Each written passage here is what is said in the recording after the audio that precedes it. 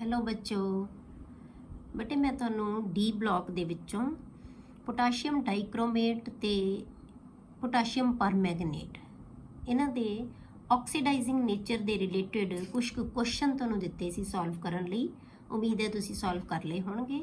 ਠੀਕ ਹੈ, ਹੁਣ ਆਪਾਂ ਨੈਕਸਟ ਸ਼ੁਰੂ ਕਰਦੇ ਹਾਂ ਬੇਟੇ ਐਫ ਬਲਾਕ। ਠੀਕ ਹੈ, ਜਿਨ੍ਹਾਂ ਨੂੰ ਆਪਾਂ ਕਹਿੰਦੇ ਆ inner transition elements. Inner transition ਕਿਉਂ ਕਿਹਾ ਜਾਂਦਾ ਹੈ? ਕਿਉਂਕਿ ਅਸੀਂ ਡੀ ਬਲਾਕ ਨੂੰ ਟ੍ਰਾਂਜੀਸ਼ਨ ਐਲੀਮੈਂਟਸ ਕਹਿੰਦੇ ਆ। ਇਹ ਟ੍ਰਾਂਜੀਸ਼ਨ ਐਲੀਮੈਂਟਸ ਦੇ ਵਿੱਚੋਂ ਹੀ ਕੱਢ ਕੇ ਇਹਦੀਆਂ ਦੋ ਸੀਰੀਜ਼ ਜਿਹੜੀਆਂ ਨੀਚੇ ਜਿਹੜੀਆਂ ਪੀਰੀਓਡਿਕ ਟੇਬਲ ਦੇ ਨੀਚੇ ਦੋ ਸੀਰੀਜ਼ ਬਣਾਈਆਂ ਗਈਆਂ। ਤੇ ਐਕਚੁਅਲੀ ਇਹਨਾਂ ਦੀ ਪੋਜੀਸ਼ਨ ਹੈ ਜਿਹੜੀ ਕਿੱਥੇ ਹੋਣੀ ਚਾਹੀਦੀ ਸੀ? ਡੀ ਐਸ ਤੇ ਪੀ ਬਲਾਕ ਦੇ ਡੀ ਤੋਂ ਸਟਾਰਟ ਹੋਣ ਤੋਂ ਬਾਅਦ ਵਿੱਚ ਹੋਣੀ ਚਾਹੀਦੀ ਸੀ ਇਹਦੀ। ਠੀਕ ਹੈ ਪੋਜੀਸ਼ਨ, ਪਰ ਕਿਉਂਕਿ ਸਾਡਾ ਪੀਰੀਓਡਿਕ ਟੇਬਲ ਬਹੁਤ ਲੈਂਥੀ ਹੋ ਜਾਣਾ ਸੀ, ਲੰਬਾ ਹੋ ਜਾਣਾ ਸੀ, ਇਸ ਕਰਕੇ ਇਹਦੀਆਂ ਦੋ ਰੋਜ਼ ਹੈ ਜਿਹੜੀਆਂ ਉਹ ਨੀਚੇ ਬਣਾਈਆਂ ਗਈਆਂ। ਠੀਕ ਹੈ, ਤਾਂ ਇਸ ਕਰਕੇ ਆਪਾਂ ਇਹਨਾਂ ਨੂੰ ਇਨਰ ਟ੍ਰਾਂਜੀਸ਼ਨ ਐਲੀਮੈਂਟਸ ਕਹਿੰਦੇ ਆ। Okay, the general electronic configuration of these elements is n-2 f1 to 14 ਤੇ 14 ਆਉਣਾ ਚਾਹੀਦਾ, n-1 to 14, n-2 n-1 d0 to 1 and ns2। n ਹੈ ਜਿਹੜਾ ਉਹ ਕੀ ਹੈ ਬੇਟੇ? ਪੀਰੀਅਡ ਦਾ ਨੰਬਰ, ਕਿਹੜਾ ਸ਼ੈਲ ਹੈ, ਕਿਉਂਕਿ ਅਸੀਂ ਵੈਲੈਂਸ ਸ਼ੈਲ ਦੀ ਕਨਫੀਗੂਰੇਸ਼ਨ ਹੀ ਲਿਖਦੇ ਹਾਂ। ਲਾਸਟ ਤੇ ਕਿਹੜਾ ਸ਼ੈਲ ਹੈ ਕੀ ਆਏਗਾ? ਜੇ ਅਸੀਂ 6 ਸਟਾਰਟ ਕਰਤਾ ਤਾਂ ਇੱਥੇ ਕੀ ਆਏਗਾ? 4 ਆਏਗਾ, 4f ਫਿਰ 5d ਫਿਰ 6s। ਜੇ ਇੱਥੇ 7 ਹੈ ਤਾਂ ਇਹ ਕੀ ਆਏਗਾ? 5f ਤੇ ਇੱਥੇ ਕੀ ਆ ਜਾਣਾ? 6d and 7s।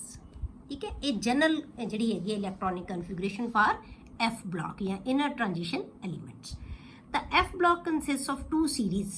ਇਹ ਹੁਣ ਮੈਂ ਤੁਹਾਨੂੰ ਪਹਿਲਾਂ ਵੀ ਦੱਸਿਆ ਕਿ ਦੋ ਸੀਰੀਜ਼ ਤੋਂ ਬਣਿਆ ਹੋਇਆ। ਇੱਕ ਸੀਰੀਜ਼ ਨੂੰ ਅਸੀਂ ਕਹਿੰਦੇ ਹਾਂ ਲੈਂਥਾਨੋਇਡਸ, ਦੂਜੇ ਨੂੰ ਕਹਿੰਦੇ ਹਾਂ ਐਕਟੀਨੋਇਡਸ, ਜਾਂ ਅਸੀਂ ਇਹਨੂੰ ਕਹਿੰਦੇ ਹਾਂ ਲੈਂਥਾਨੋਇਡ ਸੀਰੀਜ਼ ਜਾਂ ਐਕਟੀਨੋਇਡ ਸੀਰੀਜ਼ ਜਾਂ ਲੈਂਥਾਨੋਇਡਸ ਕਹਿ ਦਿੰਦੇ ਹਾਂ।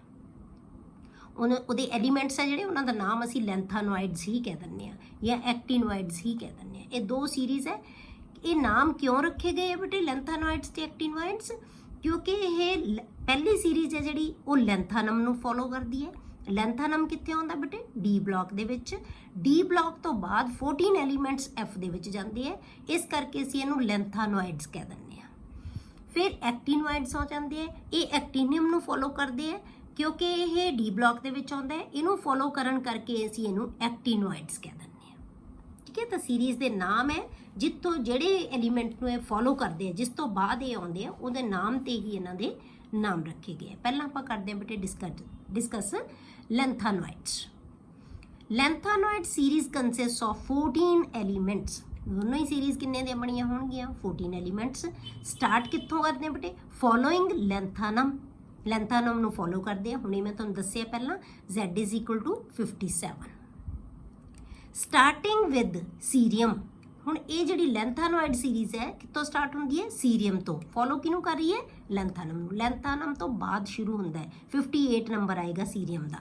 57 ਕਿਹਦਾ ਹੈ? ਲੈਂਥਾਨਮ ਦਾ। 58 ਸੀਰੀਅਮ ਦਾ। Starting with cerium Z 58 CE ਇਹਦਾ ਸਿੰਬਲ ਹੈ, and ending with lutetium LU Z 71। ਮਤਲਬ ਕੀ ਹੈ? 58 ਤੋਂ ਲੈ ਕੇ 71 ਤੱਕ 14 ਐਲੀਮੈਂਟਸ ਹੈ ਜਿਹੜੇ ਉਹ ਪਹਿਲੀ ਸੀਰੀਜ਼ ਦੇ ਵਿੱਚ ਆਉਣਗੇ, ਜਿਹਨੂੰ ਅਸੀਂ ਕੀ ਕਹਿੰਦੇ ਆ? Lanthanoid series. This series involve the filling of 4d orbitals. ਇਸ ਸੀਰੀਜ਼ ਦੇ ਵਿੱਚ ਆਪਾਂ 4d ਨਹੀਂ ਬੇਟੇ 4f ਗਲਤ ਲਿਖਿਆ ਮੈਂ, ਸੌਰੀ। ਤਾਂ ਕੀ ਆਏਗਾ? This series involve the filling of 4f orbitals. ਅਸੀਂ ਇਹਦੇ ਵਿੱਚ ਕੀ ਕਰਦੇ ਹਾਂ? 4f ऑर्बिटल्स ਹੈ ਜਿਹੜੇ ਉਹ ਫਿਲ ਕਰਦੇ ਹਾਂ। ਸਾਰਿਆਂ ਦੇ ਵਿੱਚ 4f ऑर्बिटल्स ਫਿਲ ਹੋਣਗੇ। ਜਿਵੇਂ ਮੈਂ ਤੁਹਾਨੂੰ ਇੱਥੇ ਆਪਾਂ ਜਨਰਲ ਕਨਫੀਗੂਰੇਸ਼ਨ ਲਿਖੀ ਸੀ, ਤਾਂ ਪਹਿਲੀ ਸੀਰੀਜ਼ ਦੇ ਵਿੱਚ ਕੀ ਆਉਣਾ? ਇੱਥੋਂ 4f ਤੋਂ ਸਟਾਰਟ ਕਰਾਂਗੇ ਆਪਾਂ। n ਦੀ ਵੈਲਿਊ ਕੀ ਆਏਗੀ ਇੱਥੇ? 6, n-2 ਕੀ ਆ ਜਾਏਗਾ? 4 ਆ ਜਾਏਗਾ। 4f ਫਿਲ ਕਰਦੇ ਹਾਂ ਆਪਾਂ ਸਾਰੇ। ਠੀਕ ਹੈ, ਜਿਹੜਾ ਆਪਾਂ ਲੈਂਥਾਨੋਇਡ ਸੀਰੀਜ਼ ਲਵਾਂਗੇ। This series involve the filling of 4f orbitals. These elements are represented by a general symbol Ln। ਜੇ ਅਸੀਂ ਕਿਸੇ ਵੀ ਲੈਂਥਾਨੋਇਡ ਸੀਰੀਜ਼ ਦੇ ਵਿੱਚੋਂ ਲੈਂਥਾਨੋਇਡ ਕਿਸੇ ਵੀ ਐਲੀਮੈਂਟ ਦੀ ਅਸੀਂ ਗੱਲ ਕਰਨੀ ਹੈ ਤਾਂ ਅਸੀਂ Ln ਲਿਖਦੇ ਹਾਂ। ਇਹ ਇੱਕ ਐਲੀਮੈਂਟ ਦਾ ਸਿੰਬਲ ਨਹੀਂ ਹੈ ਬੇਟੇ, ਇਹ ਸੀਰੀਜ਼ ਦਾ ਸਿੰਬਲ ਹੈ। ਕੋਈ ਵੀ ਐਲੀਮੈਂਟ ਨੂੰ ਅਸੀਂ ਲੈਂਥਾਨੋਇਡ ਨੂੰ ਅਸੀਂ ਰਿਪਰੈਜ਼ੈਂਟ ਕਰਨਾ ਹੈ ਤਾਂ ਅਸੀਂ ਉਹਨੂੰ Ln ਨਾਲ ਲਿਖ ਦਿੰਦੇ ਹਾਂ। Ln किसी भी एलीमेंट का नहीं है सिंबल, ये सारे एलीमेंट्स का जिहड़ा जनरल सिंबल है लैंथानोइड्स लई, आपां की लिखते हैं Ln। क्लीयर। अगे बटे इन्हां दी इलैक्ट्रॉनिक कन्फिगुरेशन। इलैक्ट्रॉनिक कन्फिगुरेशन है जिहड़ी की आएगी, सानू पता है कि जनरल कन्फिगुरेशन असीं लिख के हटे हाँ, पर हुण असीं लैंथानोइड्स दी जनरल कन्फिगुरेशन लिखांगे। तां की आएगी general configuration of lanthanoids XE 4F 1 to 14 5D 0 to 1 6S2। ਹੁਣ ਆਪਾਂ ਕਿਵੇਂ ਬਟੇ 6th ਪੀਰੀਅਡ ਸਟਾਰਟ ਹੋ ਗਿਆ, S ਦੋਨੋਂ ਇਲੈਕਟ੍ਰੋਨ ਉਹਦੇ ਚ ਗਏ, D ਦੇ ਵਿੱਚ ਇੱਕ ਐਲੀਮੈਂਟ ਆ ਗਿਆ ਜਿਵੇਂ ਲੈਂਥਾਨਮ ਆ ਗਿਆ, 5D1 ਹੋਏਗਾ। ਉਸ ਤੋਂ ਬਾਅਦ ਜਿਹੜੇ ਹੈਗੇ ਹੈ ਨੈਕਸਟ ਐਲੀਮੈਂਟ 14 ਹੈ ਜਿਹੜੇ ਉਹ ਕਿੱਥੇ ਜਾਣਗੇ F ਦੇ ਵਿੱਚ, ਲੈਂਥਾਨੋਇਡ ਸੀਰੀਜ਼ ਚ ਆਉਣਗੇ। ਉਸ ਤੋਂ ਬਾਅਦ ਜਿਹੜਾ ਨੈਕਸਟ ਐਲੀਮੈਂਟ ਆਏਗਾ ਉਹਦਾ ਇਲੈਕਟ੍ਰੋਨ ਕਿੱਥੇ ਜਾਏਗਾ ਬੇਟੇ, ਫਿਰ 5D ਚ ਜਾਏਗਾ। ਮਤਲਬ 72 ਨੰਬਰ ਜਿਹੜਾ ਆਏਗਾ ਉਹ ਕਿੱਥੇ ਆਏਗਾ D ਚ। 57 ਤੋਂ ਬਾਅਦ ਕਿਹੜਾ ਨੰਬਰ ਆਉਂਦਾ ਹੈ 78। क्यों? क्योंकि विचों 14 ਆਪਾਂ डी ब्लॉक च इस चीज़ की गल की सी, क्योंकि विचों 14 कितने चले जाते हैं F च चले जाते हैं। इस करके 57 तो बाद 57 च 5D1 आएगा, फिर 72 दे विच 5D2 आएगा। ठीक है, नंबर्स का याद रखना है भी क्यों है, क्यों? क्योंकि असी 14 एलीमेंट्स कढ़ के कितने रखे हुए हैं F ब्लॉक दे विच पाए हुए हैं। तो ये जनरल कन्फिगुरेशन ये होंदी है। पर बेटे ਜਿਹੜੇ ਅਸੀਂ F ਬਲਾਕ ਦੀ ਕਨਫੀਗਰੇਸ਼ਨ ਜਦੋਂ ਅਸੀਂ ਲਿਖਦੇ ਹਾਂ ਨਾ ਤਾਂ ਇੱਥੇ XE ਦਾ ਨੰਬਰ ਕਿੰਨਾ ਹੁੰਦਾ 54। ਇੱਥੇ ਤੁਸੀਂ ਲਿਖ ਵੀ ਸਕਦੇ ਹੋ ਕਿ 54 ਤਾਂ ਇਹੀ ਹੈ, ਅਸੀਂ ਬਾਹਰ ਵਾਲੀ ਬਾਕੀ ਦੀ ਕਨਫੀਗਰੇਸ਼ਨ ਲਿਖ ਦਿੰਦੇ ਹਾਂ। ਅਸੀਂ 54 ਤੋਂ ਔਨਵਰਡਸ ਜਿੰਨੇ ਵੀ ਆਉਣਗੇ ਇਹ ਕੀ ਹੈ ਨੋਬਲ ਗੈਸ XE 54 ਇੱਥੇ ਆ ਜਾਏਗਾ, ਬਾਕੀ ਸਾਰੇ ਦੇ ਸਾਰੇ ਅਸੀਂ ਲਿਖਦੇ ਜਾਵਾਂਗੇ। ਠੀਕ ਹੈ, ਹੁਣ ਇਹਦੀ ਕਨਫੀਗਰੇਸ਼ਨ ਦੇ ਵਿੱਚ ਬੇਟੇ ਕੀ ਹੁੰਦਾ ਹੈ F ਬਲਾਕ ਦੀ ਜਦੋਂ ਅਸੀਂ ਕਨਫੀਗਰੇਸ਼ਨ ਲਿਖਦੇ ਹਾਂ ਤਾਂ ਜਦੋਂ ਵੀ ਅਸੀਂ ਜਿਹੜੇ ਇਲੈਕਟ੍ਰੋਨ ਹੈ ਨਾ ਉਹ ਸਾਰੇ ਦੇ ਸਾਰੇ ਅਸੀਂ ਬੇਟੇ F ਚ ਫਿਲ ਕਰਦੇ ਹਾਂ। मतलब कि ਜਿਹੜਾ ਅਸੀਂ ਸੀਰੀਅਮ ਦੀ ਜਦੋਂ ਲਿਖਾਂਗੇ ਨਾ ਤਾਂ ਆ D ਵਾਲਾ ਇਲੈਕਟ੍ਰੋਨ ਵੀ ਮੂਵ ਕਰਕੇ F ਚ ਚਲਾ ਜਾਂਦਾ ਹੈ, D ਵਾਲਾ ਇਲੈਕਟ੍ਰੋਨ ਵੀ F ਚ ਚਲਾ ਜਾਂਦਾ ਹੈ। मतलब F ਚ ਹੀ ਦੋਨੇ ਇਲੈਕਟ੍ਰੋਨ ਆ ਜਾਂਦੇ हैं। मतलब ਸਾਰੇ ਦੇ ਸਾਰੇ ਇਲੈਕਟ੍ਰੋਨ ਅਸੀਂ ਫਿਲ ਕਰਾਂਗੇ ਉਹ D ਚ F ਚ ਹੋਣਗੇ, D ਚ ਕੋਈ ਇਲੈਕਟ੍ਰੋਨ ਨਹੀਂ ਹੋਏਗਾ। D ਚ ਕਿੱਥੇ ਇਲੈਕਟ੍ਰੋਨ ਆਉਣਗੇ ਬੇਟੇ, ਸਿਰਫ ਜਿੱਥੇ ਇੱਕ F7 14 ਬਣ ਜਾਂਦਾ ਹੈ, मतलब 8th ਇਲੈਕਟ੍ਰੋਨ ਜਾਣਾ ਹੈ ਉਹ D ਚ ਆ ਜਾਏਗਾ। जितने F7 आएगा तो हाफ फिल्ड हो जाएगा, जो 14 है तो फुली फिल्ड होएगा। 14 तो बाद जो इलैक्ट्रॉन जाना वो D च जाएगा, क्योंकि D च एक तो इलैक्ट्रॉन रह सकता है ना, इसी करके असीं 0 to 1 लिखते हैं, 1 नहीं लिखते configuration, 0 to 1। Clear. The electronic configuration of lanthanum is, lanthanum की कन्फिगरेशन है बेटे XE D 5D1 and 6S2, ये कन्फिगरेशन लैंथानम दी है। ठीक है, 57 नम ते इलैक्ट्रॉन दे 54 आ गए ये जीनॉन च, तो 3 इलैक्ट्रॉन बाद च जाएंगे, 2 2 6S च तो 2 जाने ही जाने हैं। उदों बाद कितने जाते हैं 5D च। हमेशा असी D केड़ा करते हैं N-1, पहला 2 इलैक्ट्रॉन कितने जाएंगे 6S दे विच, फिर 5D दे विच। पर जदों असी आयन बनाना है पहला इलैक्ट्रॉन कितों रिमूव करांगे, जिहड़ा वैलेंस शैल है जिहदे च N की वैल्यू मैक्सीमम है, तो पहला इलैक्ट्रॉन हमेशा S चो रिमूव होणगे, फिर D चो होएगा। ठीक है, ये आ गई लैंथानम की कन्फिगरेशन। हुण आपां लैंथानोइड्स की कन्फिगरेशन करनी है। In lanthanoids 14 electrons are successively added to the 4F subshell. जिहड़े 14 इलैक्ट्रॉन्स है ना वो असीं इन्हां नूं 4F दे विच फिल करते जाने सक्सेसिवली, सारे दे सारे कितने जाएंगे F दे विच। ठीक है, सारे कितने जाएंगे F दे विच जाएंगे, 1 तो लैके 14 तक जिन्ने भी जिहड़े तुहाडे कोले इलैक्ट्रॉन्स जाने हैं वो सारे दे सारे F दे विच ही जाएंगे। ठीक है, only gadolinium GD Z64 and lutetium LU Z71, ये 2 एलीमेंट है जिहड़े उन्हां दे विच सिर्फ उन्हां दे विच D दे विच 5D दे विच 1 इलैक्ट्रॉन होएगा। ठीक है, 5D दे विच 1 इलैक्ट्रॉन होएगा, क्योंकि उहदे नाल की है इन्हां दी एक्स्ट्रा स्टेबिलिटी हो जाती है, एक्स्ट्रा स्टेबिलिटी दे कारण। ठीक है। तो आप की लिखांगे only GD-Z64 and lutetium LU-Z71 have one electron in 5D subshell due to extra stability of half filled 4F subshell. Half जिहड़ा फिल्ड है 4F सबशेल किहदे च है बेटे GD च, गैडोलीनियम च। इत्थे की बन गया 4F7 5D1 क्योंकि यदि इस तो पहले एलीमेंट दे विच भी 4F7 होएगा, 5D 0 होएगा, फिर 6S7 होएगा जिहड़ा 63 नंबर होएगा। 64 च की बन गया बेटे 4F7 5D1 हुण जिहड़ा ये भी 7 रहेगा, 63 नंबर च भी 7 रहेगा। 63 जिहड़ा यूरोपियम है उहदे विच भी 7 ही रहेगा, ठीक है। ਉਹਦੇ ਚ D ਚ 0 ਆ ਜਾਏਗਾ, 6S2 ਆ ਜਾਏਗਾ। ਪਰ ਜਿਹੜਾ ਗੈਡੋਲੀਨੀਅਮ ਆ ਗਿਆ ਇਹਦੇ ਚ ਕੀ ਆਏਗਾ 4F7 5D1 ਐਂਡ 6 ਕਿਉਂਕਿ D ਚ 1 ਤਾਂ ਜਾ ਹੀ ਸਕਦਾ ਨਾ। ਇਹ ਆ ਗਿਆ, ਇਹਦੀ ਸਟੇਬਿਲਿਟੀ ਐਕਸਟਰਾ ਹੈ ਕਿਉਂਕਿ ਇਹ ਹਾਫ ਫਿਲਡ ਹੈ। ਇਸੇ ਤਰ੍ਹਾਂ ਬੇਟੇ completely field 4F ਸਬਸ਼ੈਲ 4F14 5D1 ਹੁਣ ਆ ਗਿਆ ਫਿਰ ਇਨ ल्यूटिटियम। ल्यूटिटियम ਦੇ ਵਿੱਚ ਵੀ ਇਹ ਆਏਗਾ। ਹੁਣ ल्यूटिटियम ਦਾ ਨੰਬਰ ਕਿੰਨਾ ਹੈ ਜਿਹੜਾ ਇਹ ਹੋ ਗਿਆ 71। 70 ਚ ਵੀ 4F14 ਹੀ ਹੋਣਗੇ।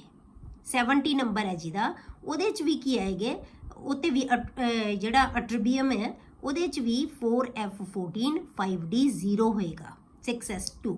ਪਰ ਹੁਣ ਜਿਹੜਾ ल्यूटिटियम ਹੈ ਉਹਦੇ ਵਿੱਚ ਵੀ 4F14 5D1 ਐਂਡ 6S2। ਹੁਣ ਸਿਰਫ ਮਤਲਬ ਯਾਦ ਕੀ ਰੱਖਣਾ ਤੁਸੀਂ ਸਿਰਫ ਉਹਨਾਂ ਦੇ ਵਿੱਚ D ਦੇ ਵਿੱਚ ਇਲੈਕਟ੍ਰੋਨ ਜਾਣਾ ਹੈ ਜਿੱਥੇ ਹਾਫ ਫਿਲਡ ਜਾਂ ਫ੍ਰੀ ਫਿਲਡ ਕਨਫੀਗਰੇਸ਼ਨ ਹੈ ਜਿਹਦੇ ਨਾਲ ਐਕਸਟਰਾ ਸਟੇਬਿਲਿਟੀ ਹੈ। ਅਦਰਵਾਈਜ਼ ਬੇਟੇ ਸਾਰਿਆਂ ਦੇ ਵਿੱਚ ਕੀ ਹੋਏਗਾ ਆਪਾਂ ਕੀ ਕਰਨਾ ਹੈ ਕਿ ਸਭ ਦੇ ਵਿੱਚ ਇਲੈਕਟ੍ਰੋਨ ਹੈ ਜਿਹੜੇ F ਦੇ ਵਿੱਚ ਜਾਣਗੇ। 14 ਦੇ 14 ਐਲੀਮੈਂਟਸ ਦੇ ਵਿੱਚ F 'ਚ ਜਾਣਗੇ। D 'ਚ 0 ਹੁੰਦਾ ਸਾਰਿਆਂ 'ਚ, D 'ਚ ਸਿਰਫ 2 'ਚ ਐਲੀਮੈਂਟਸ ਹੋਏਗਾ ਜਿੱਥੇ ਹਾਫ ਫਿਲਡ ਤੇ ਫੁੱਲੀ ਫਿਲਡ ਕਨਫੀਗਰੇਸ਼ਨ ਹੈ। ਕਲੀਅਰ ਹੋ ਗਿਆ। ਹੁਣ ਆਪਾਂ ਜੇ आयन्स दी देखिए the electronic configuration of all the tripositive ions. Tripositive का मतलब की है बेटे जिहदे विच 3 पॉजिटिव मतलब 3 इलैक्ट्रॉन लूज कर देने। 3 तो सानू पता है 3 छड्ड सकते हैं। 6S चो 2 इलैक्ट्रॉन, D चो 1 इलैक्ट्रॉन, तो 3 ने छड्डेगा ही छड्डेगा। 3 छड्डण नाल की है ट्राईपॉजिटिव आयन बन गया।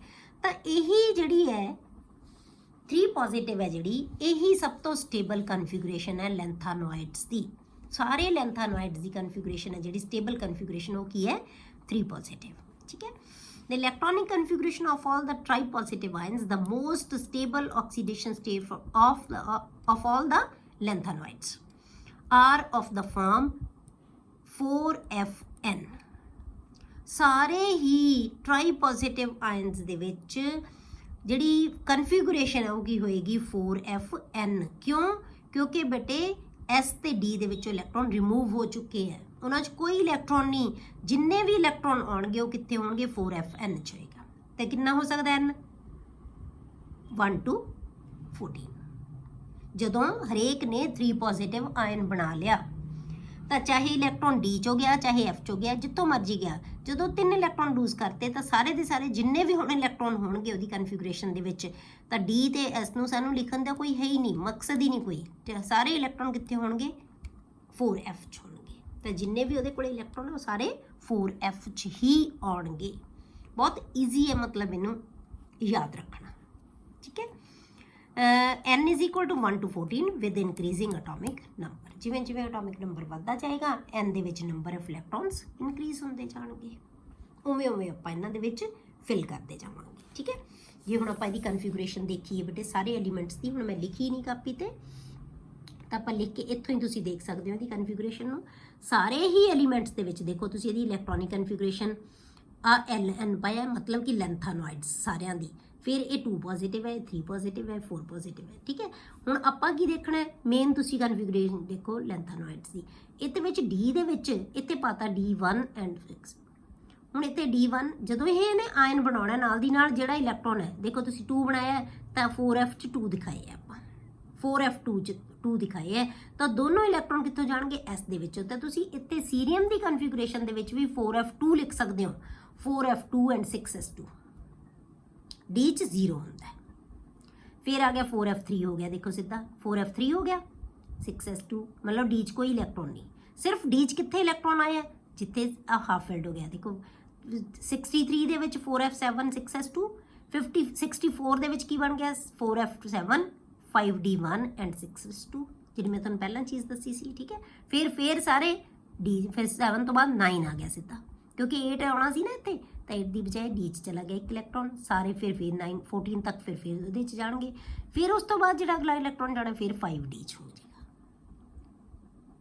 ਤਾਂ ਜਿੱਥੇ ਹਾਫ ਫਿਲਡ ਤੇ ਫੁੱਲੀ ਫਿਲਡ ਦੋ ਕਨਫੀਗਰੇਸ਼ਨਸ ਆਉਂਦੀਆਂ, ਉਹ d 'ਚ ਇਲੈਕਟ੍ਰੋਨ ਆਉਣਾ, ਅਦਰਵਾਈਜ਼ ਕਿਤੇ ਨਹੀਂ ਹੈ। ਤੁਸੀਂ ਇੱਥੇ ਵੀ ਨਹੀਂ ਸ਼ੋ ਕਰ ਸਕਦੇ, ਇੱਥੇ ਵੀ ਦਿਖਾ ਸਕਦੇ ਹੋ 4f2 ਐਂਡ 6s2, ਸਿਰਫ 2 ਦੇ ਵਿੱਚ ਦਿਖਾਓ, ਠੀਕ ਹੈ।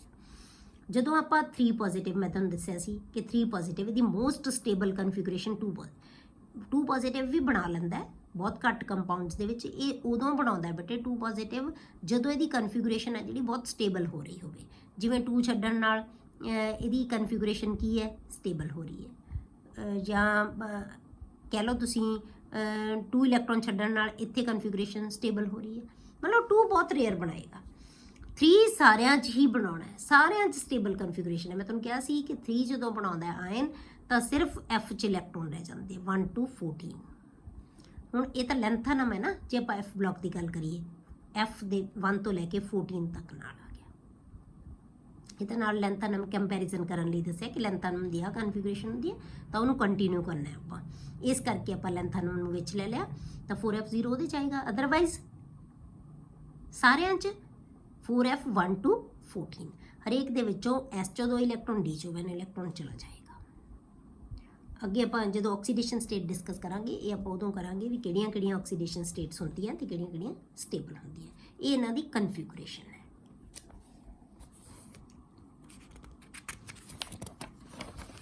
ਨੈਕਸਟ ਬੇਟੇ ਆਪਾਂ ਕਰਦੇ ਹਾਂ ਇਹਦੀ ਆਕਸੀਡੇਸ਼ਨ ਸਟੇਟ।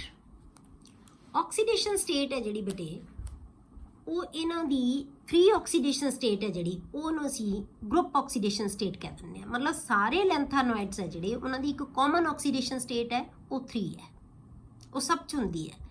ਇਹ ਉਹਨਾਂ ਨਾਲੋਂ D ਬਲੌਕ ਨਾਲੋਂ ਈਜ਼ੀ ਹੈ। D 'ਚ ਆਪਾਂ ਕੋਈ ਵੀ ਗਰੁੱਪ ਆਕਸੀਡੇਸ਼ਨ ਸਟੇਟ ਨਹੀਂ ਕਹਿ ਸਕਦੇ। ਇਹ ਕੀ ਹੈ, ਇਹਨਾਂ ਦੀ ਫ੍ਰੀ ਆਕਸੀਡੇਸ਼ਨ ਸਟੇਟ ਹੈ ਜਿਹੜੀ, ਉਹ ਕੀ ਇਹਨਾਂ ਦੀ ਕਾਮਨ ਆਕਸੀਡੇਸ਼ਨ ਸਟੇਟ ਹੈ। ਆਲ ਲੈਂਥਾਨੋਇਡਸ exhibit a common stable oxidation state of +3. In addition, some lanthanoids show +2 and +4 oxidation states. ਕੁਝ ਲੈਂਥਾਨੋਇਡਸ ਹੈ ਜਿਹੜੇ, ਉਹ +2 ਤੇ +4 ਨੂੰ ਸ਼ੋ ਕਰਦੇ ਹੈ।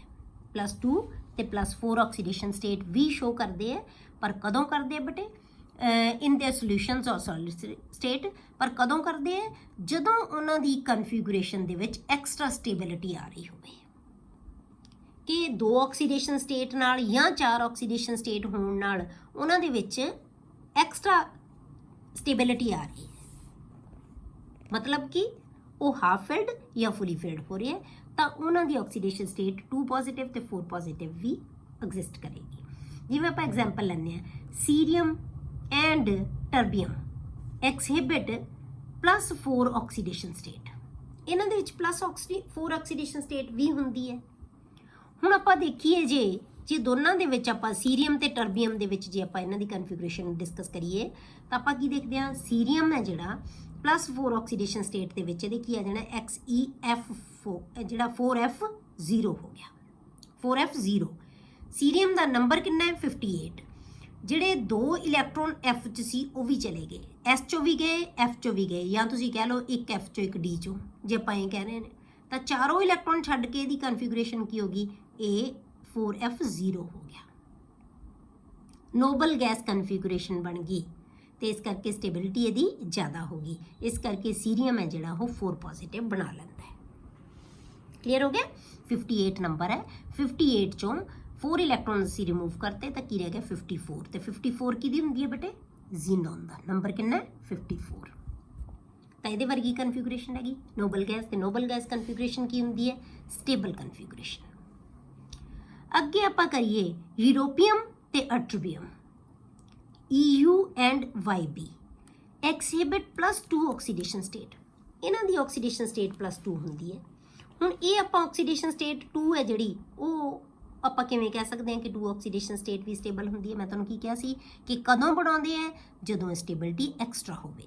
ਤਾਂ ਹੁਣ ਜੇ ਆਪਾਂ 2 ਬਣਾਈਏ ਯੂਰੋਪੀਅਮ ਜਾਂ ਅਟਰਬੀਅਮ, ਤਾਂ ਉਹ 2 ਕਦੋਂ ਬਣਾਉਂਦੇ ਆ ਬੇਟੇ, ਜਦੋਂ ਉਹਨਾਂ ਕੋਲੇ ਹਾਫ ਫਿਲਡ ਕਨਫੀਗਰੇਸ਼ਨ ਹੋ ਰਹੀ ਹੈ। 4f7 एंड 4f14 ठीक है जी। ਆਪਾਂ यूरोपीयम ਲਈਏ, यूरोपीयम ਦਾ ਨੰਬਰ ਕਿੰਨਾ ਹੈ 63 ਹੁਣ 63 ਨੰਬਰ ਦੇ ਵਿੱਚ ਕੀ ਹੋਏਗਾ, ਇੱਥੇ ਤੁਹਾਡੇ ਕੋਲੇ ਕੀ ਆਉਂਦਾ ਹੈ 63 ਦੇ ਵਿੱਚ 4f7 5d1 ਨਾ, ਇੱਥੇ ਤੁਹਾਡੇ ਕੋਲੇ ਆਉਣਾ ਹੈ 6s2 ਠੀਕ ਹੈ।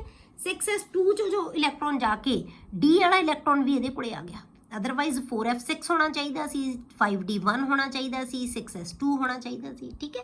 ਪਰ ਉਹ ਇਲੈਕਟ੍ਰੋਨ ਕੀ ਹੈ, ਐਸ ਆਪਾਂ ਨੂੰ ਕਿਹਾ ਕਿ ਡੀ 'ਚ ਤਾਂ ਕੋਈ ਇਲੈਕਟ੍ਰੋਨ ਰਹਿੰਦਾ ਹੀ ਨਹੀਂ, ਸਾਰੇ ਐਫ 'ਚ ਯਾਦ ਰੱਖਣਾ, ਡੀ 'ਚ ਕੋਈ ਇਲੈਕਟ੍ਰੋਨ ਨਹੀਂ ਹੁੰਦਾ, ਸਾਰੇ ਕਿੱਥੇ ਆ ਜਾਂਦੇ ਐਫ 'ਚ। ਤਾਂ ਐਫ 'ਚ ਜਦੋਂ ਮੂਵ ਹੋ ਗਿਆ ਇਹ ਤਾਂ ਕੀ ਬਣ ਗਿਆ 4f7। ਤਾਂ ਦੋ ਇਲੈਕਟ੍ਰੋਨ ਰਿਮੂਵ ਕੀਤੇ, ਉਹ ਕਿੱਥੋਂ ਕੀਤੇ ਸੀ 6s 'ਚੋਂ ਠੀਕ ਹੈ। ਦੋਨੋਂ ਇਲੈਕਟ੍ਰੋਨ ਕਿੱਥੋਂ ਜਾਣਗੇ 6s ਦੇ ਵਿੱਚੋਂ ਤੇ 4f ਦੇ ਵਿੱਚ 7 ਹੋ ਗਿਆ, ਹਾਫ ਫਿਲਡ ਹੋ ਰਿਹਾ। ਇਸ ਕਰਕੇ ਦੋ ਆਕਸੀਡੇਸ਼ਨ ਸਟੇਟ ਦੇ ਵਿੱਚ ਇਹ ਸਟੇਬਲ ਕਨਫਿਗੂਰੇਸ਼ਨ ਸ਼ੋ ਕਰ ਰਿਹਾ, ਇਸ ਕਰਕੇ ਇਹਦੀ ਆਕਸੀਡੇਸ਼ਨ ਸਟੇਟ 2 ਪੋਜ਼ਿਟਿਵ ਵੀ ਹੁੰਦੀ ਹੈ। ਇਸੇ ਤਰ੍ਹਾਂ ਅਟਰੋਬੀਅਮ ਦੇ ਵਿੱਚ ਇਹਦਾ ਨੰਬਰ ਹੈ ਜਿਹੜਾ ਉਹ 70 ਹੁੰਦਾ ਹੈ। ਇਹ 'ਚ ਕੀ ਹੋਣਾ ਚਾਹੀਦਾ ਸੀ ਐਕਚੁਅਲੀ ਜੇ ਆਪਾਂ ਲਿਖੀਏ ਤਾਂ 4f13 5d1 ਐਂਡ 6s2। ਹੁਣ 6s2 ਤੋਂ ਇਲੈਕਟ੍ਰੋਨ ਰਿਮੂਵ ਕਰਤੇ, ਦੋ ਪੋਜ਼ਿਟਿਵ ਬਣ ਗਿਆ, ਡੀ ਵਾਲਾ ਇਲੈਕਟ੍ਰੋਨ ਕਿੱਥੇ ਆ ਗਿਆ ਮੂਵ ਕਰਕੇ ਇੱਥੇ ਆ ਗਿਆ, 13 ਦੀ ਬਜਾਏ ਕੀ ਹੋ ਗਿਆ 14 ਹੋ ਗਿਆ ਠੀਕ ਹੈ। ਤਾਂ ਕਨਫਿਗੂਰੇਸ਼ਨ ਕੀ ਹੋਗੀ ਸਟੇਬਲ ਕਨਫਿਗੂਰੇਸ਼ਨ।